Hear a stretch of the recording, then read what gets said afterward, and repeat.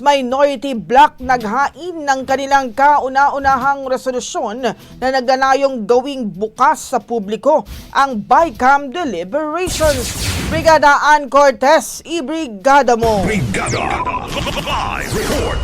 Makikita sa mga ibinahaging larawan ng opisina ni Senate Minority Leader Tito Soto at Senator Mig Zubiri ang unang pagpupulong nila bilang minority bloc, kung saan makikitang complete attendance sa mga ito kasama nga sina Senadora Risa Hontiveros, Senator Ping Lacson at Senadora Loren Legarda.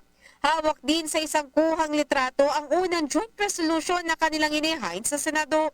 Layunin nga ng resolusyong ito na ipanawagan na gawin bukas sa publiko sa pamamagitan ng in-person o di kaya digital live streaming ang anumang bicameral conference committee deliberation. Kailangan din naman magkaroon ng matrix na magkukumpara sa bersyon ng panukalang batas mula sa Senado at maging Kamara. Maliban pa nga roon, tulad ng mga normal na pagpupulong, ay dapat din daw magkaroon ng komprehensibong minutes of the meeting na dapat ay na-access ng publiko. In the heart of changing lives, ako si Brigada Ann Cortez ng 105.1 Brigada News FM Manila, the Music News Authority. Ang bahaging ito ay hatid sa atin ng Standout ES4 Capsule. Simulang tuparin ang pangarap ng iyong anak. And starting now,